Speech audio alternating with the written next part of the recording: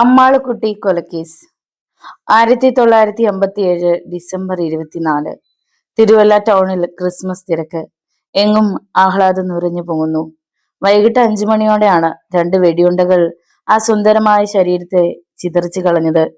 ഞൊടിയിടയിൽ നഗരമാകെ അരുങ്കൊലയുടെ മാറ്റൊലി പരന്നു. കേട്ടവർ സ്തംഭിച്ചു നിന്നു. തിരുവല്ലയിലെ പ്രശസ്തമായ Kurisumoottil saint George bus service ഉടമ കോശി വർഗീസിന്റെ 5ാമത്തെ മകളാണ് അമ്മാളുക്കുട്ടി. അവളെ അവളുടെ ഭർത്താവ് സണ്ണിക്കുട്ടി തന്നെ വെടിവെച്ചു കൊന്നു. അല്പം മുമ്പേ അമ്മാളുക്കുട്ടിയും ഭർത്താവും തിരുവല്ല ടൗണിലൂടെ കാറിൽ ഏറെ സന്തോഷത്തോടെ നീങ്ങുന്നത് കണ്ടവർ ഏറെ നിമിഷ നേരം കൊണ്ട് പട്ടണം മൂകമായി. തിരുവല്ലക്കാർക്ക് അത്ര പ്രിയപ്പെട്ടവരായിരുന്നു സെന്റ് ജോർജ് ചായൻ എന്ന് അറിയപ്പെടുന്ന കോശി വർഗീസിനെയും അദ്ദേഹത്തിന്റെ കുടുംബത്തെയും. ഒരിക്കൽ പരിചയപ്പെട്ടിട്ടുള്ളവർ അമ്മാളുക്കുട്ടിയെ പിന്നീട് ഒരിക്കലും മറക്കില്ല. അവളുടെ കൈകൊണ്ട് പാചകം ചെയ്ത ഭക്ഷണ പദാർത്ഥങ്ങൾ കഴിച്ചവരാരും അതിന്റെ രുചി മറക്കില്ല. അത്രയ്ക്ക് കൈപുണ്യം. പറഞ്ഞിട്ടെന്ത് കാര്യം? പട്ടണത്തിലാണ് വളർന്നതെങ്കിലും ഗ്രാമത്തിന്റെ നൈർമല്യം വാരി പുണരാൻ ഇഷ്ടപ്പെട്ടവൾ. വേനൽ ചൂടിൽ ചോലമരങ്ങൾ തീർത്ത നിഴലിന്റെ തണലിലൂടെ വെളുത്ത നീളമുള്ള ഏറെ മുഖശ്രീയുള്ള രൂപസൗകുമാര്യം ഒത്തിണങ്ങിയ അമ്മാളുക്കുട്ടി ഒരു മാൻപേടയെ പോലെ കോളേജിൽ നിന്നും മടങ്ങി വരുന്ന കാഴ്ച ഇന്നലെ കഴിഞ്ഞതുപോലെ. എത്രയെത്ര യുവാക്കൾ അവളെ കാണാൻ കാത്തു നിന്നിരിക്കുന്നു. എന്നാൽ ആ പെൺകുട്ടി അവരെ ഒന്നും കണ്ടില്ല. അവൾ കണ്ടതും ഇഷ്ടപ്പെട്ടതും അവനെയായിരുന്നു. അവളുടെ ഇംഗ്ലീഷ് അധ്യാപകൻ സണ്ണിയെ. സാറിന്റെ ഇംഗ്ലീഷ് ക്ലാസ്, ആംഗലേയ സാഹിത്യത്തെക്കുറിച്ചുള്ള വാചാലത, പ്രത്യേകിച്ച് ഷേക്സ്പിയർ ഡ്രാമകൾ വിവരിക്കുമ്പോഴുള്ള സണ്ണി സാറിന്റെ നടന ചാതുര്യം അമ്മാളുവിനെ കോൾമയർ കൊള്ളിച്ചു. അവൾ ഏറെ സ്വപ്നങ്ങൾ നെയ്തുകൂട്ടി. പ്രഗത്ഭനായ അധ്യാപകൻ സണ്ണിക്കും അവളെ ശ്രദ്ധിക്കാതിരിക്കാൻ കഴിഞ്ഞില്ല. താമസിയാതെ അമ്മാളുവിനെ സണ്ണി സാർ മോഹിച്ചു പോയി. ഏറെ നിശബ്ദതയിൽ അപചലനങ്ങളില്ലാതെ അവരുടെ തങ്കക്കിനാക്കൾ കോളേജ് ക്യാമ്പസിൽ പൂത്തുലഞ്ഞു. സണ്ണിക്കുട്ടിയും പ്രശസ്തമായൊരു തറവാട്ടിൽ അംഗമായിരുന്നു. മേളാമ്പറമ്പിൽ വീട്. ഡോക്ടർ മാർക്കോസ് പട്ടാളത്തിലായിരുന്നു. മക്കളെ ഏറെ സ്നേഹിക്കുകയും അവരെ പട്ടാളച്ചിട്ടയിൽ വളർത്തുകയും ചെയ്ത മാന്യൻ. അദ്ദേഹത്തിന്റെ ഏറ്റവും പ്രിയപ്പെട്ട മകനാണ് സണ്ണിക്കുട്ടി. പോസ്റ്റ് ഗ്രാജുവേഷൻ കഴിഞ്ഞ് ആ ചെറുപ്പക്കാരൻ ചങ്ങനാശ്ശേരി SB കോളേജിൽ അധ്യാപകനായി ചേർന്നു. വീട്ടിലെ ഓമനപ്പേരാണ് സണ്ണിക്കുട്ടി. ഔദ്യോഗിക നാമം KM മത്തായി. അമ്മാളുക്കുട്ടി എന്നതും പുന്നാര പേരായിരുന്നു.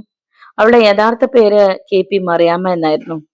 സണ്ണിക്കുട്ടിയുടെ വീട്ടുകാർ തന്നെയാണ് കല്യാണാലോചനയുമായി കുരിശുമൂട്ടിൽ വീട്ടിലെത്തിയത്. ഇരു കൂട്ടർക്കും അഭിപ്രായ വ്യത്യാസങ്ങൾ ഒന്നും ഉണ്ടായില്ല. Made for each other. അവരെ ഒരുമിച്ച് കാണുന്നവർ അതേ പറയൂ. ഒടുവിൽ ബന്ധുമിത്രാദികളുടെ സാന്നിധ്യത്തിൽ അവർ തിരുവല്ല പള്ളിയിൽ വെച്ച് വിവാഹിതരായി. മറക്കാനാവാത്ത എത്ര യാത്രകൾ. പ്രിയപ്പെട്ട സണ്ണിച്ചന്റെ വിരുമാറിൽ തലചായ്ച്ച് അവൾ മനസ്സിൽ പറഞ്ഞു, ഭൂമിയിൽ ഏറ്റവും ഭാഗ്യം ചെയ്തവൾ ഞാനാണ്.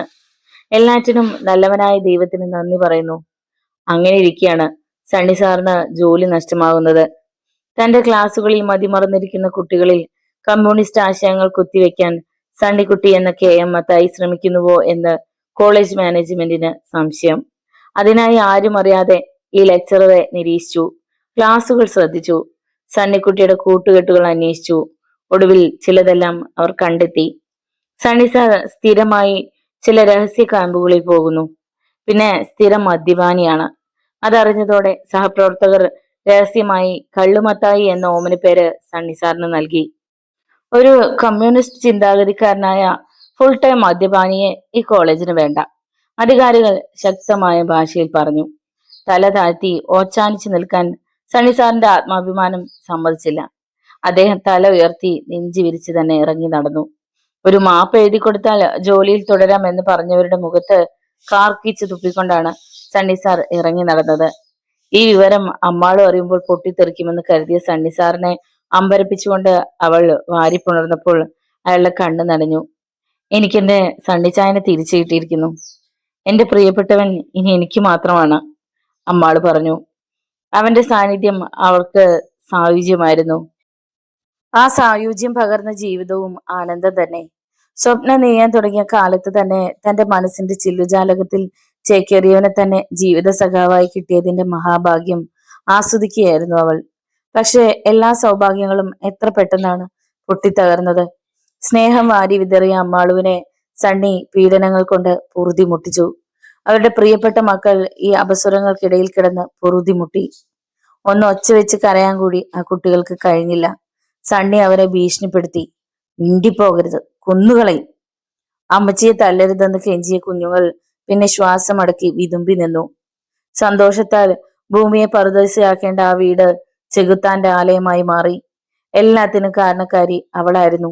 സർപ്പസുന്ദരിയും കാമം കണ്ണിൽ കത്തിപ്പടരുകയും ചെയ്യുന്നൊരു പെണ്ണ്. അതെ, ലിസി പോത്തൻ.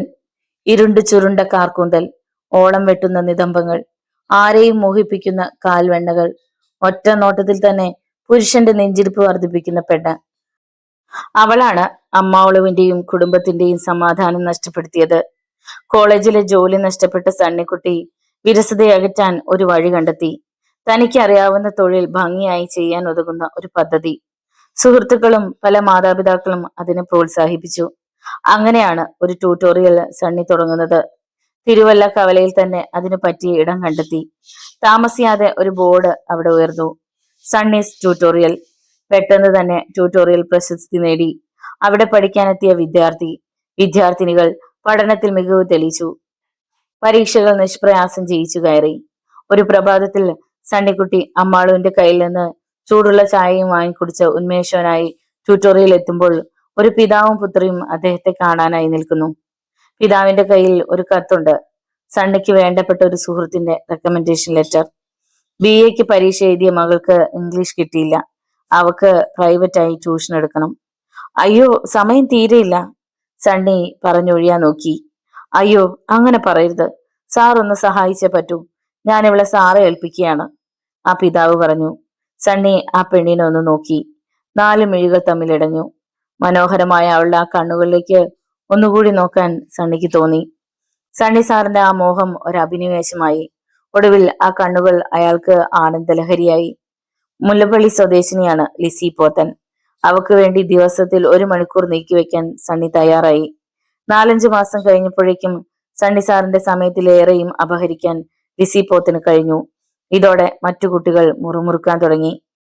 സാറിപ്പോ ലിസി പോത്തിന് ട്യൂഷൻ എടുക്കുകയല്ല, ലിസി പോത്തൻ സാറിനാണ് ട്യൂഷൻ കൊടുത്തുകൊണ്ടിരിക്കുന്നത്. ആദ്യമൊക്കെ ശൃംഗാരത്തിൽ അവൾ ട്യൂഷൻ തുടരുമ്പോൾ സണ്ണിക്ക് ഒരു തരം പരിഭ്രമമായിരുന്നു. തൊണ്ട വരളുന്നത് പോലെ ചെറിയൊരു വിറയലും. ആരെങ്കിലും കാണുമോ? പിന്നെ പിന്നെ പരിസരം മറന്ന മണിക്കൂറുകൾ അവളിൽ ലയിക്കാൻ അയാൾ വെമ്പി. ആര് കണ്ടാലും ഒന്നുമില്ലെന്നായി. തിരുവല്ല പട്ടണത്തിലുള്ള എല്ലാവരും ഈ കഥ അറിഞ്ഞിട്ടും അറിയേണ്ടവർ മാത്രം അറിഞ്ഞില്ല. അതെ, സണ്ണി സാറിന്റെ ഭാര്യ അമ്മാളു. അവൾ മറ്റൊരു ലോകത്തായിരുന്നു.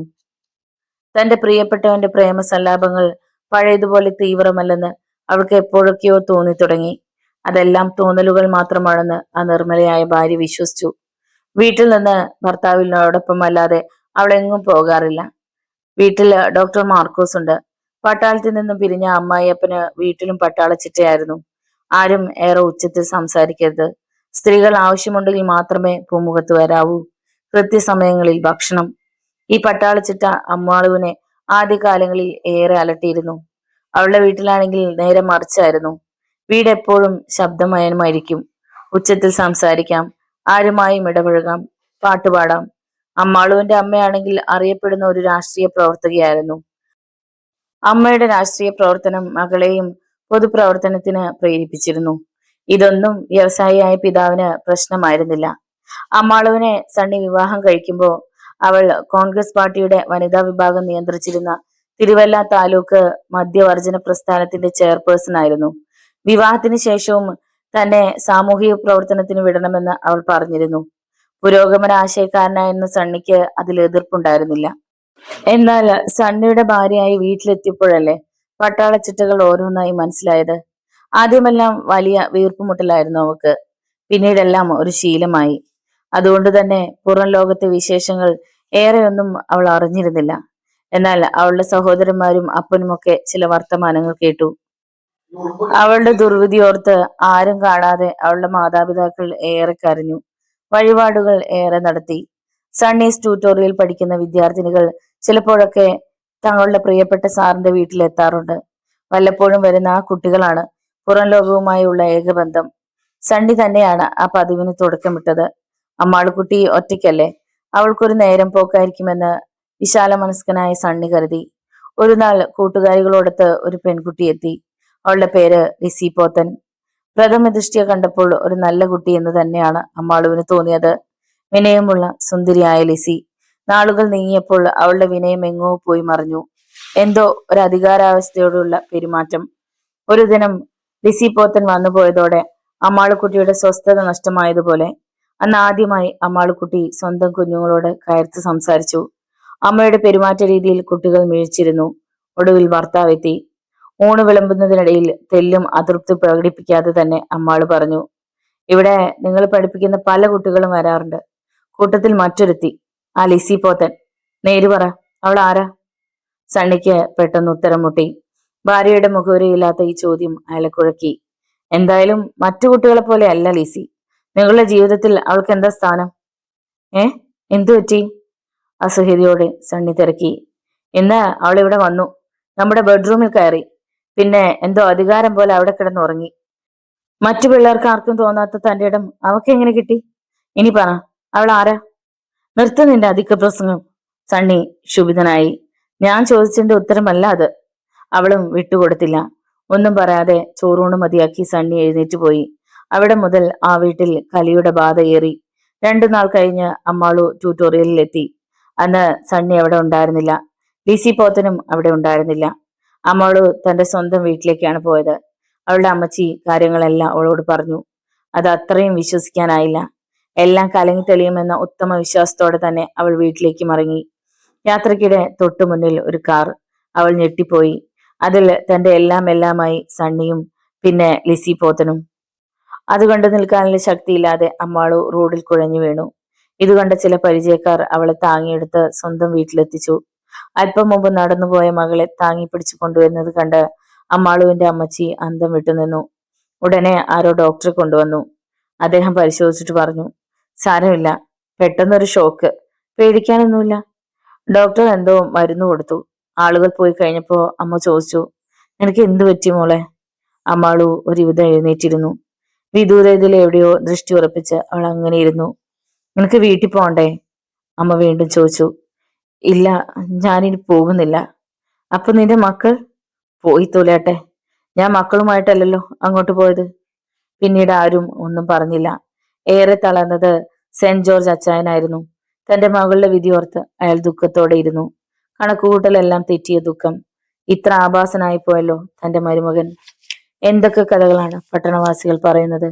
അതൊക്കെ കേട്ട് ചങ്ക് പറയുമ്പോഴും ഒന്നും തന്റെ മകൾ അറിയരുതെന്ന പ്രാർത്ഥനയായിരുന്നു അയാൾക്ക്. അതൊന്നും ദൈവം കേട്ടില്ല. 3 ദിവസം കഴിഞ്ഞപ്പോൾ സണ്ണി ഭാര്യയെ കൂട്ടിക്കൊണ്ടുപോകാൻ വന്നു. വീട്ടിൽ ആരും സണ്ണിയെ സ്വീകരിക്കാൻ എത്തിയില്ല. എങ്കിലും സണ്ണി ഏറെ നേരം സ്വീകരണ മുറിയിൽ ഇരുന്നു. പിന്നെ എപ്പോഴോ ഒരു കപ്പ് കാപ്പിയുമായി അമ്മാളുവിന്റെ അമ്മ അയാളുടെ മുന്നിലെത്തി. അമ്മാളുവിനെ കൊണ്ടുപോകാനാ ഞാൻ വന്നത്. അവർ ഒന്നും പറയാതെ അകത്തേക്ക് പോയി. ഏറെ നേരം കഴിഞ്ഞപ്പോൾ പിന്നിൽ നിന്നൊരു തേങ്ങൽ കേട്ട് സണ്ണി തിരിഞ്ഞു നോക്കി. അകല്യങ്ങളിലെങ്ങോ മിഴുന്നട്ട് അമ്മാളു നിൽക്കുന്നു. കണ്ണുകളിൽ ഒരു തരം നിർവികാരത. ഏറെ നേരം ഇരുവരും മിണ്ടാതെ നിന്നു. പിന്നീട് എപ്പോഴോ സണ്ണി പതുക്കെ പറഞ്ഞു, നമുക്ക് വീട്ടിലേക്ക് പോകാം. വേണ്ട, തന്നെ പോയാ മതി, കൂട്ടിന് അവളുണ്ടല്ലോ. അമ്മാളു അങ്ങനെ തറപ്പിച്ച് പറയുമെന്ന് സണ്ണി കരുതിയില്ല. അതുകൊണ്ട് അയാൾ പിറകിലേക്ക് നോക്കി. അവളുടെ നിഴൽ പോലും അവിടെ ഉണ്ടായിരുന്നില്ല. ഇനി ഇവിടെ ഇരിക്കുന്നതിൽ എന്തർത്ഥം? സണ്ണി നിരാശയോടെ ഇറങ്ങി നടന്നു. കണ്ണുള്ളപ്പോൾ കണ്ണിന്റെ വില അറിയില്ല. സണ്ണിക്ക് അത് നന്നായി ബോധ്യപ്പെട്ടു. ഗൃഹനാഥയില്ലാത്ത വീട് ആകാലങ്കോലമായി. എപ്പോഴും അമ്മയെ തിരക്കുന്ന കുട്ടികൾ.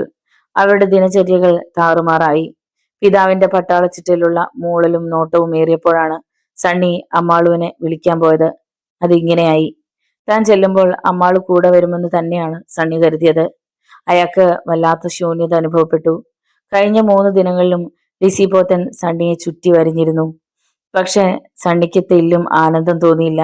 എന്തോ ഒരു അപൂർണത. അവന് വേണ്ടത് ഒരു പെണ്ണിനെയല്ല, അമ്മാളുക്കുട്ടിയെയാണ്.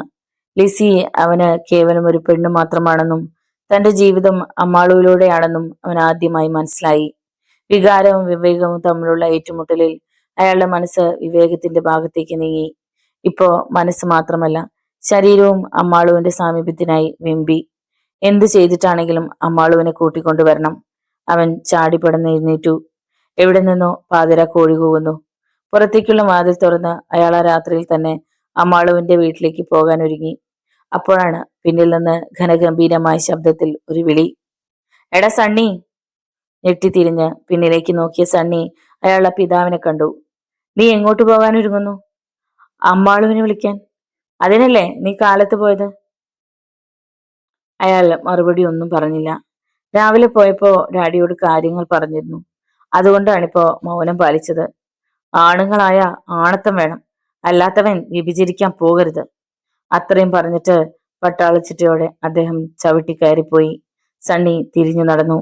ഏതാണ്ട് 10 മാസത്തോളം അവർ തമ്മിൽ കണ്ടില്ല.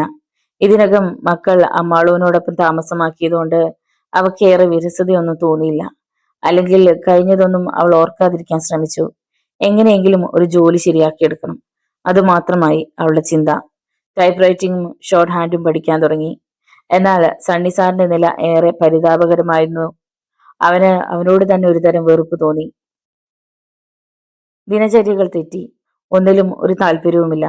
ലിസി പോത്തൻ അവനെ രസിപ്പിക്കാനാവുന്നതെല്ലാം ചെയ്തു നോക്കി. പക്ഷെ അതൊന്നും അയാൾക്ക് ആശ്വാസമായില്ല. സണ്ണിയുടെ ഗതിയോർത്ത് ചില ബന്ധുക്കളും സുഹൃത്തുക്കളും വ്യസനിച്ചു. ചിലർ ഉപദേശിച്ചു, മറ്റു ചിലർ കുറ്റപ്പെടുത്തി. ഞാനിപ്പോ എന്തു വേണം അത് പറ, സണ്ണി അസഹിഷ്ണുതയോടെ പ്രതികരിച്ചു. സാറിന്റെ നന്മയെ കരുതി ഞങ്ങളത് ചെയ്തു കൊള്ളാം, പക്ഷേ സാർ അതിന് തടസ്സം നിൽക്കരുത്. സണ്ണി യാന്ത്രികമായി സമ്മതം മൂളി. ആദ്യം അവർ അമ്മാളുവിനെ കണ്ട് സംസാരിച്ചു. അവളെ അവരുടെ ഭാഗത്തെത്തിക്കാൻ ഏറെ പാടുപെടേണ്ടി വന്നു. മധ്യസ്ഥന്മാരായ അവരോട് അമ്മാളുവിന് ഒന്നേ ചോദിക്കാനുണ്ടായിരുന്നു. എന്റെ ഭർത്താവും ഞാനും തമ്മിലാണ് പ്രശ്നം. ഞങ്ങൾക്കിടയിൽ എന്തിനാണ് മധ്യസ്ഥന്മാർ? അമ്മാളു അങ്ങനെ പറഞ്ഞെങ്കിലും മധ്യസ്ഥന്മാരുടെ ശ്രമത്തിന് അവൾ സഹകരണം ഉറപ്പു നൽകി. പിന്നീട് മധ്യസ്ഥന്മാർ പോയത് മുല്ലപ്പള്ളിയിലേക്കാണ്. ലിസി പോത്തന്റെ വീട് തേടി. സണ്ണി സാറിന്റെ ജീവിതം തുലയാതിരിക്കാൻ ഇനി മുതൽ ലിസിയെ ട്യൂട്ടോറിയൽ വിടരുതെന്ന് പറയാൻ. എന്ത്? ഇതൊക്കെ പറയാൻ നിങ്ങളൊക്കെ ആരാ? മനസ്സിലായില്ല. അതുകൊണ്ടാ? ലിസിയുടെ അപ്പൻ പോത്തൻ തട്ടിക്കയറി. ഞങ്ങൾ ആരാണെന്ന് മകളോട് ചോദിക്കൂ, അപ്പ അറിയാം. ഇരുകൂട്ടരും തർക്കം തുടർന്നു. നാളെ മുതൽ ട്യൂട്ടോറിയലിന്റെ പരിസരത്തെങ്ങാനും വെച്ച് നിങ്ങളുടെ പുന്നാര മകളെ കണ്ട പൊതുവഴിയിൽ വെച്ച് ഞങ്ങൾ അവളെ അടിച്ചിരിക്കും. ഇത് പറഞ്ഞ് ഒടുവിൽ മധ്യസ്ഥമാ സ്ഥലം വിട്ടു. അതെന്തായാലും ഏറ്റു. പിറ്റേ ദിവസം മുതൽ ലിസി പോത്തനെ തിരുവല്ലയിൽ കണ്ടില്ല. കുറച്ചു നാളുകൾക്ക് ശേഷം ഷോർട്ട് ഹാൻഡിന്റെയും ടൈപ്പ് റൈറ്റിംഗ് ലോവറിന്റെയും പരീക്ഷ എഴുതാനായി അമ്മാളു എറണാകുളത്ത് പോയി. അവസാന പരീക്ഷ കഴിഞ്ഞ് 4 മണിയോടെ ബോട്ടിൽ അമ്മാളു വൈക്കത്തെത്തി. അവിടെ വെച്ച് യാദൃശികമായി സണ്ണിയെ അവൾ കണ്ടു. കാറിന്റെ ഡോറും തുറന്നു വെച്ച് ഒരു ഭ്രാന്തനെ പോലെ സണ്ണി നിൽക്കുന്നു. അവൾ അയാളെ ഒന്നേ നോക്കിയുള്ളൂ. എന്റെ ദൈവമേ, ഇതെന്തു കോലം! അമ്മാളുവിന്റെ മനസ്സ് പെടഞ്ഞു. പെട്ടെന്ന് അനിയന്ത്രിതമായ വികാരത്തോടെ അമ്മാളു അവന്റെ മുന്നിലേക്ക് ഓടിയെത്തി. തന്റെ പ്രിയതമന്റെ മുഖത്തെ കണ്ണീർ കണങ്ങൾ അവൾ തന്റെ കൈലേസ് കൊണ്ട് ഒപ്പി. ഞാൻ നിന്നെ ഏറെ വേദനിപ്പിച്ചു. കാറിലേക്ക് കയറിക്കൊണ്ട് അവൻ ഒരു തേങ്ങലോടെ പറഞ്ഞു. അവൾ ദീർഘമായൊന്ന് നിശ്വസിച്ച ശേഷം പറഞ്ഞു, നമുക്കെല്ലാം മറക്കാം. അവളും കാറിനകത്തേക്ക് കയറി. നീ എന്തിനാ എന്നെ സ്നേഹിച്ചു? അവൻ ചങ്കിൽ തട്ടിയെന്നോണം ചോദിച്ചു. ഇങ്ങനെ വേദനിക്കാൻ, അതിലൂടെ ആനന്ദിക്കാൻ. അവർ പരസ്പരം നോക്കി, പിന്നെ ചിരിച്ചു. വണ്ടി നേരെ പോയത് സണ്ണിയുടെ വീട്ടിലേക്കായിരുന്നു. അവിടെ ചെന്നിട്ട് സ്വന്തം വീട്ടിലേക്ക് ഫോൺ ചെയ്ത് മക്കളെ വരുത്തി. അവരുടെ കൂടിച്ചേരലിൽ എല്ലാവരും സന്തുഷ്ടരായി. വലിയ പ്രശ്നങ്ങളൊന്നുമില്ലാതെ കാലം മുന്നോട്ടു പോയി. ഒരു ദിവസം അമ്മാളുവിന് ഒരു എഴുത്ത് കിട്ടി. കിടക്കിക്ക് താഴെ നിന്ന് കിട്ടിയ എഴുത്ത് അവൾ ഒറ്റ ശ്വാസത്തിൽ വായിച്ചു തീർത്തപ്പോൾ തളർന്നുപോയി. മേലാകെ വിയർപ്പ് പൊടിഞ്ഞു. ആ എഴുത്ത് ലിസി പോത്തന്റേതായിരുന്നു. അപ്പോ തന്റെ സണ്ണിച്ചായൻ തന്നെ വീണ്ടും വഞ്ചിക്കുകയായിരുന്നു. അന്ന് രാത്രി അമ്മാളു ആ കത്തുമായി സണ്ണിയെ സമീപിച്ചു. ഇല്ല, നീയാണ്, നമ്മുടെ മക്കളാണ് സത്യം. ഇപ്പോ അവളുമായി എനിക്കൊരു ബന്ധവുമില്ല. ഇത് പണ്ടെങ്ങോ അയച്ചതാണ്. പക്ഷേ അമ്മാളുവിന് വിശ്വാസമായില്ല. വീണ്ടും അവരിൽ അസ്വാരസ്യം ഉടലെടുത്തു. പക്ഷേ ഇനി തോറ്റു പിന്മാറാൻ അമ്മാളു തയ്യാറായിരുന്നില്ല. ആ വീട് വീണ്ടും നരക തുല്യമാകാൻ തുടങ്ങി. അവർക്കിടയിൽ കിടന്ന് കുട്ടികളും ഉറ്റവരും വെന്തു നീറാൻ തുടങ്ങി. മധ്യസ്ഥന്മാർ വീണ്ടും ഇടപെട്ടു. സണ്ണിക്ക് ഇപ്പോൾ ലിസിയുമായി ഒരു ബന്ധവുമില്ല എന്ന് അവർ അമ്മാളുവിനെ ബോധ്യപ്പെടുത്തി. കോഴഞ്ചേരിയിലുള്ള ഒരു സുഹൃത്തും മധ്യസ്ഥരുടെ കൂട്ടത്തിലുണ്ടായിരുന്നു. അദ്ദേഹം പറഞ്ഞു, നിങ്ങൾ പൂർണ്ണമായും പരസ്പരം വിശ്വസിച്ച് ഇനി മുന്നോട്ട് പോവുക. ഈ സന്തോഷം പങ്കുവെക്കാനായി ഞാൻ നിങ്ങളെ അടുത്ത ദിവസം ഉച്ചഭക്ഷണത്തിന് എന്റെ വീട്ടിലേക്ക് ക്ഷണിക്കുന്നു. തുടർന്ന് സുഹൃത്തുക്കൾ ഓരോരുത്തരും അവരുടെ വീട്ടിലേക്ക് ക്ഷണിച്ചു. അത് സമ്മതിച്ച് എല്ലാവരും സന്തോഷത്തോടെ പിരിഞ്ഞു. അന്ന് ഡിസംബർ 23-ാം തീയതിയായിരുന്നു. അതിരാവിലെ തന്നെ സണ്ണിയും അമ്മാളുവും കോഴഞ്ചേരിയിലേക്ക് പുറപ്പെട്ടു. അവിടെ എത്തി ഉച്ചഭക്ഷണം കഴിച്ചു. വൈകിട്ട് അത്താഴം പത്തനംതിട്ടയിൽ. പിറ്റേന്ന് ഉച്ചയ്ക്ക് ഒരു ബന്ധു വീട്ടിൽ ഉച്ചയൂണ്. ഒടുവിൽ 25-ാം തീയതി ഉച്ചയ്ക്ക് സുഹൃത്തുക്കളും ബന്ധുക്കളും ഒത്തുചേർന്ന് സണ്ണിയുടെ വീട്ടിൽ ക്രിസ്മസ് ആഘോഷിക്കാൻ തുടങ്ങി. പക്ഷെ വിരുന്നിന് ഒത്തുകൂടാൻ ബന്ധുക്കൾക്കും സുഹൃത്തുക്കൾക്കും കഴിഞ്ഞില്ല. അപ്പോഴും ടെലിഫോണിലൂടെ അമ്മാളു കൊല്ലപ്പെട്ട വിവരം അവർ ഓരോരുത്തരായി അറിഞ്ഞു കഴിഞ്ഞിരുന്നു. അമ്മാളുക്കുട്ടി മരിച്ചെന്ന വാർത്ത ആർക്കും അങ്ങ് വിശ്വസിക്കാൻ കഴിഞ്ഞില്ല. എല്ലാം കലങ്ങി തെളിഞ്ഞെന്ന് കരുതിയിരിക്കുമ്പോ പിന്നെ ഇത് എന്തു പറ്റി? ഈ ചോദ്യത്തിന് വ്യക്തമായ ഉത്തരം കിട്ടാതെ ബന്ധുക്കളും മിത്രങ്ങളും വലഞ്ഞു. പിന്നീട് അറിഞ്ഞു ഇതിനെല്ലാം കാരണം ഒരു എഴുത്തായിരുന്നുവെന്ന്. പത്തനംതിട്ടയിൽ നിന്നും സണ്ണിയും അമ്മാളുവും ഏറെ സന്തോഷത്തോടെ മടങ്ങി വന്നപ്പോ മേശപ്പുറത്ത് അന്നത്തെ പോസ്റ്റിൽ വന്ന ഒരു എഴുത്തുണ്ടായിരുന്നു. സണ്ണി അത് വന്ന പാടെ പൊട്ടിച്ചു വായിച്ചു. എഴുത്ത് ആരുടേതാണ്? ആകാംക്ഷയോടെ അമ്മാള് ചോദിച്ചു. എന്റെ ഒരു ഫ്രണ്ടിൻ്റെതാണ് കത്ത്. എനിക്ക് ആ കത്തൊന്ന് കാണണം. അമ്മാളു ആ കത്തിനായി കൈനീട്ടി. വേണ്ട, ഇത് നീ കാണേണ്ട കാര്യമില്ല. അയാൾ കത്ത് മടക്കി പോക്കറ്റിലിട്ടു. അത് പറ്റില്ല, എനിക്ക് ആ കത്ത് കാണണം. നിർബന്ധ ബുദ്ധിയോടെ അമ്മാളു അയാളുടെ പോക്കറ്റിൽ നിന്ന് കത്തെടുക്കാൻ ശ്രമിച്ചു. വേണ്ട, വേഷം കെട്ട് വേണ്ട. നിന്നോടല്ലേ അത് കാണണ്ടെന്ന് പറഞ്ഞത്. എന്നാ അത് കണ്ടിട്ട് തന്നെ കാര്യം. എനിക്കറിയാം അത് അവളുടെ കത്ത് തന്നെയാണ്. നിങ്ങൾ ദുഷ്ടനാണ്. ലിസിപ്പോത്തന്റെ കത്തല്ലേ? അവൾ ആക്രോശിച്ചു. ആരുടെ കത്തായാലും നിനക്കെന്ത്? സണ്ണിയും വിട്ടുകൊടുത്തില്ല. വാക്കേറ്റം കൈക്രിയുടെ വക്കിലെത്തി. തോറ്റുകൊടുക്കാൻ അമ്മാള് തയ്യാറായില്ല. സർവ്വശക്തിയും എടുത്ത് അവൾ അയാളുടെ കയ്യിൽ പിടിച്ചു. സണ്ണി ആകട്ടെ ശക്തിയോടെ അവളെ തള്ളി. പിന്നെ ഒരു തീപ്പെട്ടിക്കൊള്ളി ഉരച്ച് ആ കത്തിന് തീ കൊളുത്തി. തുടർന്ന് 2 പ്രാവശ്യം വെടിവെച്ച് മുഴങ്ങി. അമ്മാളുവിന്റെ വലത്തെ നെഞ്ചിൽ 2 വെടിയുണ്ടകൾ തുളഞ്ഞു കയറി. സണ്ണി ഒരു റിവോൾവർ സൂക്ഷിച്ചിരുന്നത് ആരും തന്നെ അറിഞ്ഞിരുന്നില്ല. പോലീസ് എത്തി. സണ്ണി പോലീസിനോട് ആദ്യം പറഞ്ഞത് ഇങ്ങനെയായിരുന്നു. എനിക്ക് വന്ന ഒരു എഴുത്ത് അവളെ കാണിക്കാതിരുന്നുള്ള ദേഷ്യത്തിൽ അമ്മാള് ഓടിച്ചെന്ന് കാറിനകത്ത് സൂക്ഷിച്ചിരുന്ന റിവോൾവർ എടുത്ത് സ്വയം വെടിവെച്ചു. കാർ ഷെഡിൽ വെച്ചതാണ് വെടിവെച്ചതെന്നും ഉടൻ ആശുപത്രിയിലേക്ക് കൊണ്ടുപോയെന്നും. എന്നാ ഇടയ്ക്ക് വെച്ച് മരിച്ചെന്ന് ബോധ്യമായതുകൊണ്ട് തിരിച്ചു കൊണ്ടുവന്ന് കിടപ്പുമുറിയിലെ കിടക്കയിൽ കിടത്തിയെന്നും സണ്ണി പോലീസിന് മൊഴി നൽകി. പോലീസ് റിവോൾവറും 19 വെടിയുണ്ടകളും കണ്ടെടുത്ത് കസ്റ്റഡിയിലാക്കി. ലൈസൻസ് ഇല്ലാത്ത റിവോൾവർ ആയിരുന്നു അത്. 5 ഉണ്ട നിറയ്ക്കുന്ന തോക്കിൽ 3 ഉണ്ടകളുണ്ടായിരുന്നു. സണ്ണിക്കുട്ടിയുടെ മൊഴി പോലീസിന് വിശ്വസിക്കാവുന്നതായിരുന്നില്ല. അന്നത്തെ തിരുവല്ല സർക്കിൾ ഇൻസ്പെക്ടർ ഒരു രാമചന്ദ്രൻ നായരായിരുന്നു. സ്വാധീനങ്ങൾക്കൊന്നും വഴങ്ങാത്ത പോലീസ് ഓഫീസർ. സണ്ണി അമ്മാളുവിനെ വെടിവെച്ചു കൊന്നു എന്ന നിഗമനത്തിൽ പോലീസ് ഉറച്ചു നിന്നു. അതും ലൈസൻസ് ഇല്ലാത്ത തോക്ക് ഉപയോഗിച്ച്. പിന്നെ ഒരാൾക്ക് സ്വയം വലത്തെ നെഞ്ചിലേക്ക് വെടിവെച്ച് മരിക്കാൻ കഴിയില്ലെന്ന യാഥാർത്ഥ്യമായിരുന്നു പോലീസിനെ നയിച്ചത്. അതനുസരിച്ച് അവർ സണ്ണിയെ വീണ്ടും വീണ്ടും ചോദ്യം ചെയ്തു. നാട്ടിൽ പലതരം കഥകൾ പരന്നു. പട്ടാളക്കാരനായ സണ്ണിയുടെ പിതാവാണ് അമ്മാളുവിനെ വെടിവെച്ചതെന്നും സണ്ണിക്ക് അതിന് കഴിയില്ലെന്നും ഒരു വാദഗതി ഉയർന്നു.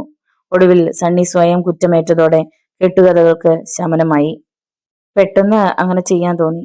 ഒരു നിമിഷം ഞാൻ സ്വയം മറന്നുപോയി, സണ്ണി കുറ്റബോധത്തോടെ പറഞ്ഞു. അമ്മാളുക്കുട്ടി കൊലക്കേസ് മാവേലിക്കര സെഷൻസ് കോടതിയിലായിരുന്നു.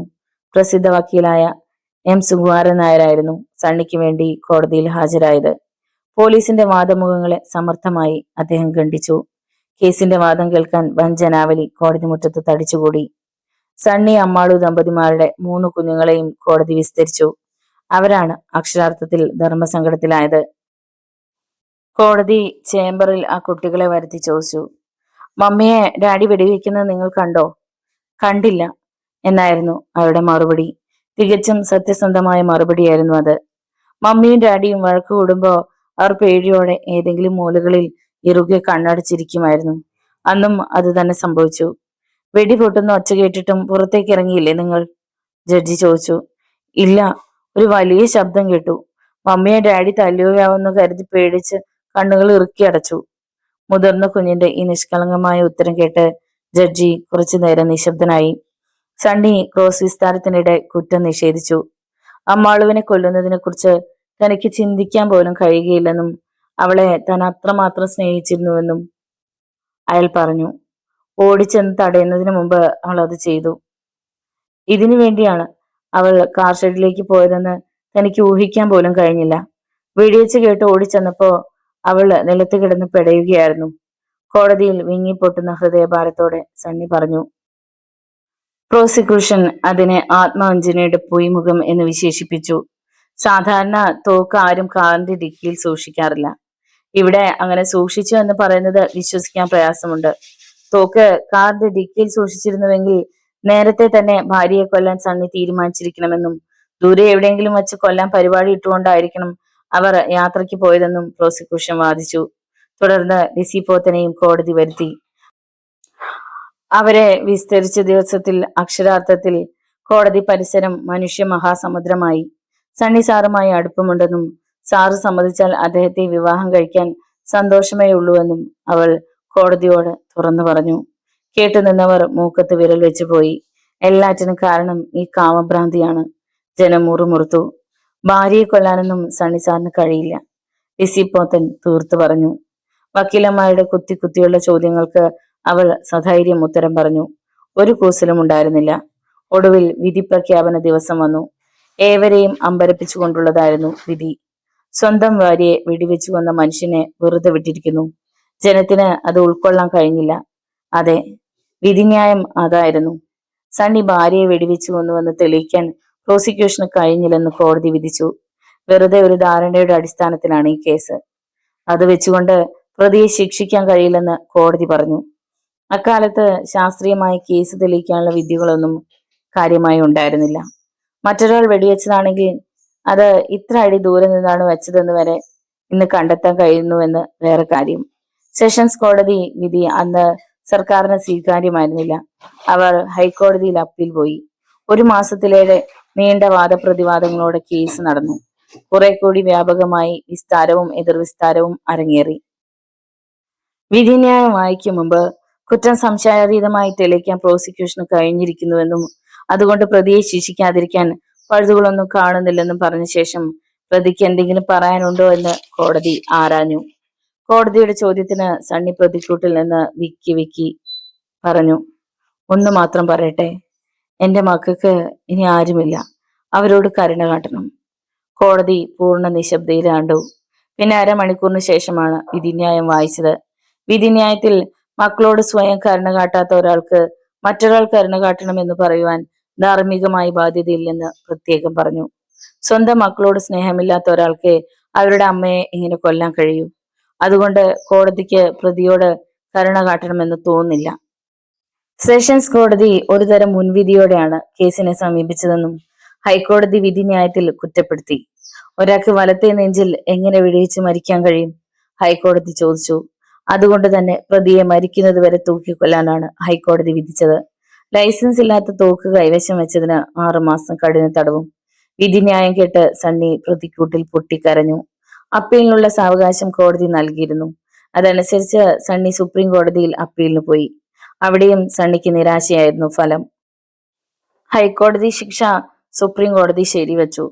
ഇതിനിടെ സണ്ണിയെ രക്ഷിക്കാൻ വിവിധ കേന്ദ്രങ്ങളിൽ നിന്ന് ചില ശ്രമങ്ങൾ നടന്നു. കമ്മ്യൂണിസ്റ്റ് പാർട്ടി മുഖേന പ്രസിഡന്റ് ദയാഹർജിക്ക് ശ്രമിച്ചു. ആ ശ്രമം വിജയം കാണാതായപ്പോ സണ്ണിയുടെ മക്കളെ കൊണ്ട് ഒരു ദയാഹർജി എഴുതി വാങ്ങി വീണ്ടും പ്രസിഡന്റിന്റെ കാരുണ്യത്തിനെത്തിച്ചു. ഞങ്ങൾക്കിനി ആരുമില്ല, ഞങ്ങളുടെ മമ്മി മരിച്ചു, ഡാഡി കൊന്നതാണെന്ന് പറയുന്നു. ഞങ്ങൾക്ക് അതിനെക്കുറിച്ച് ഒന്നും അറിയില്ല. ഒരപേക്ഷ മാത്രമേ ഞങ്ങൾക്കുള്ളൂ. ഡാഡി കൂടി നഷ്ടപ്പെട്ട ഞങ്ങൾ അനാഥരാകും. അതുകൊണ്ട് ദയവുണ്ടായി ഞങ്ങളെ അനാഥരാക്കരുത്. വായിക്കുന്നവരുടെ മനസ്സലിയിക്കുന്ന ആ വാക്കുകൾ രാഷ്ട്രപതിയെ സ്വാധീനിച്ചു. അദ്ദേഹം സണ്ണിയുടെ വധശിക്ഷ റദ്ദ് ചെയ്ത് ജീവപര്യന്തമാക്കി. അമ്മാളുകുട്ടിയുടെ വീടായ കുരിശുമൂട്ടിൽ ആ ദുരന്തം വലിയ പ്രത്യാഘാതമുണ്ടാക്കി. അമ്മാളുവിന്റെ മരണത്തിനു മുമ്പ് തന്നെ ജോർജ് ചായൻ ഇഹലോകവാസം വെടിഞ്ഞിരുന്നു. മകളുടെ ദുരന്തമോർത്ത് ഹൃദയം തകർന്നാണ് ആ മനുഷ്യൻ മരിച്ചത്. സണ്ണിയുടെ മക്കളെ നോക്കി വളർത്തിയത് സണ്ണിയുടെ സഹോദരിയായിരുന്നു. അവർക്ക് ഒരല്ലലുണ്ടാകാതെ ആ ആന്റി അവരെ വളർത്തി. അമ്മയില്ലാത്ത കുഞ്ഞുങ്ങളാണ്, അവരെ വേദനിപ്പിക്കരുത് എന്നൊരു അപേക്ഷ മാത്രമാണ് മക്കളെ കാണാൻ വല്ലപ്പോഴും ജയിലിൽ നിന്നെത്തുന്ന സണ്ണിക്ക് പറയാനുണ്ടായിരുന്നുള്ളൂ. ജയിൽ ജീവിതം സണ്ണിയെ പഴയ സൽസ്വഭാവിയായ സണ്ണിയാക്കി മാറ്റി. തന്റെ ചെയ്തികളെയും അതിന്റെ പ്രത്യാഘാതങ്ങളെയും ഓർത്ത് ആരും കാണാതെ അയാൾ കണ്ണീർ വാർത്തു. മലയാള സിനിമാ ചരിത്രത്തിൽ സംഭവകഥ സിനിമയാക്കാൻ തുടങ്ങിയത് അമ്മാളുക്കുട്ടിയുടെ കഥയാണ്. ചിത്രം റിലീസായതോടെ ലിസി പോത്തന് മല്ലേപ്പള്ളിയിൽ തന്നെ പുറത്തിറങ്ങാനാത്ത അവസ്ഥയുണ്ടാക്കി. നാട്ടുകാരുടെ പരിഹാസച്ചിരി, കുത്തുവാക്ക്. ആ കാലയളവിൽ അവൾ അവളുടെ ചെയ്തികളെ ഓർത്ത് ദുഃഖിച്ചിരുന്നിരിക്കണം. ഒരിക്കൽ സണ്ണിയെ കാണാൻ ലിസി ജയിലിൽ ചെന്നു. പക്ഷേ സണ്ണി അവളെ ആട്ടിപ്പായിക്കുകയായിരുന്നു. ജയിൽ ശിക്ഷ കഴിഞ്ഞ് സണ്ണി തികച്ചും പുതിയൊരു മനുഷ്യനായാണ് തിരിച്ചെത്തിയത്. ട്യൂട്ടോറിയൽ കോളേജുമായി സഹകരിച്ച് തന്റെ കുട്ടികളുടെ കാര്യങ്ങൾ നോക്കുന്നതിനായി സണ്ണി വീണ്ടും ഒരു കല്യാണം നടത്തി. നാട്ടുകാർ സണ്ണിയെ അനുകമ്പയോടെ നോക്കാനും സ്നേഹിക്കാനും തുടങ്ങി. ഒരിക്കൽ കുറ്റവാളിയുടെ മേലങ്കി ധരിക്കേണ്ടി വന്നാൽ സമൂഹം ആ വ്യക്തിയെ മുഖ്യധാരയിൽ നിന്ന് അകറ്റി നിർത്തുകയാണ് പതിവ്. സണ്ണി അതിന് വിപരീതമായിരുന്നു. അദ്ദേഹം നാടിന്റെ പൊതുധാരയിലേക്ക് ഇഴുകിച്ചേർന്നു. 1987 ഹൃദ്രോഗത്തെ തുടർന്ന് സണ്ണി മരിച്ചു. അതോടെ തിരുവല്ല പട്ടണത്തിൽ അരങ്ങേറിയ സംഭവബഹുലമായ വലിയൊരു അധ്യായം അടഞ്ഞു.